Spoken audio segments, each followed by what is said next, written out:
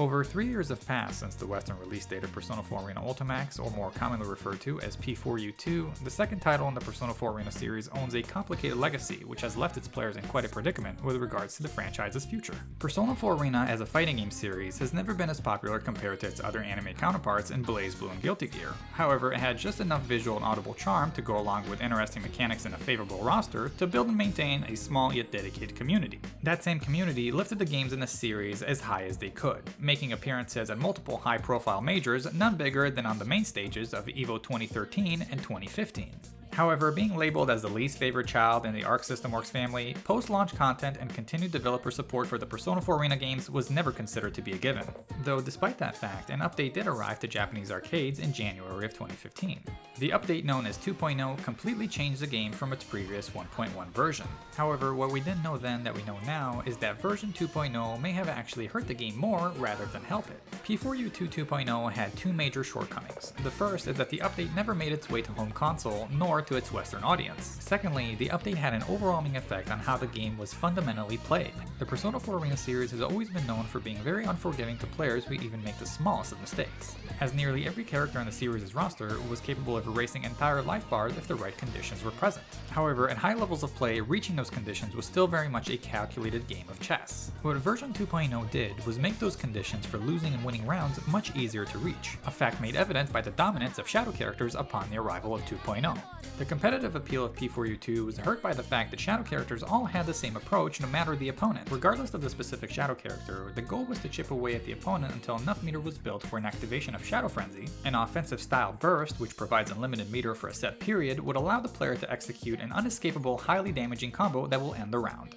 And so matches featuring a shadow character were no longer a chess game, as the meta of the game turned from what is going to happen to when is it going to happen. Therefore, what was once a game consisting of different characters and playstyles, P4U2 turned into a predictable and somewhat lackluster affair competitively.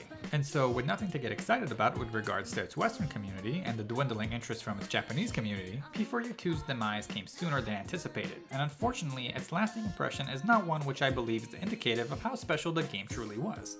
However, the idea for future iterations of the franchise have not been completely dismissed according to Arc System Works. At the conclusion of this year's P4U2 award ceremony on day 1 of Toshinsai 2017 and Arc Revolution Cup, Persona 4 Arena's leading game director announced that another iteration of the series may depend on the reception of BlazBlue Cross Tag Battle, a BlazBlue tag fighting game title consisting of guest characters from RWBY, Persona 4 Arena, and Under Night in Birth. However, this year's announcement wasn't something unexpected, as similar mention was made the previous year at Toshinsai 2016. The only difference was the specific mention of Persona 5 Arena, and so this opens the door to two possibilities. With appropriate sale figures and a positive reception for the upcoming BlazBlue Cross Tag Battle, Arc System Works may decide to once again develop a fighting game solely focused on the Persona franchise. However, the question is, which one? The logical choices for another Persona-themed fighting game have to be either a third iteration of the Persona 4 Arena series, P4U3, or Persona 5 Arena, P5A. While this may ignite a small divide within the fans of the series with regards to which one they would prefer, there are valid cases to be made for each. However, that final decision is in the hands of Arc System Works. Personally, as an avid fan of Persona 4 and longtime player of the fighting game spin-off, I would lean towards wanting to see the franchise continue on with its current cast consisting of Persona 3 and Persona 4 characters. Though, despite personal preference, P4U3 makes sense in many ways, but none more important than one, which is simple consistency.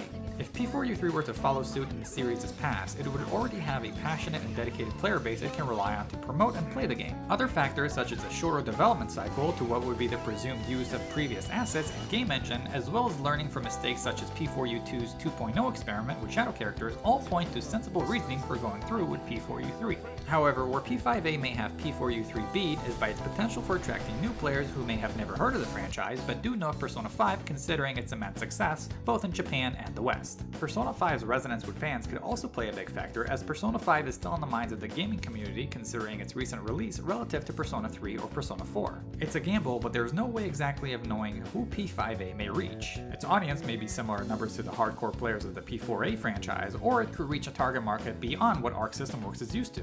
As a fighting game player, and one which holds the Persona 4 Arena series near and dear to heart, I was saddened by the final lasting sight of P4U2. Spectating its presumed final appearance at Arc Revolution Cup at Toshinsai 2017, the game no longer held that element that made it so special. The familiar names which once graced the game were absent, and its gameplay has turned into a shell of its former self.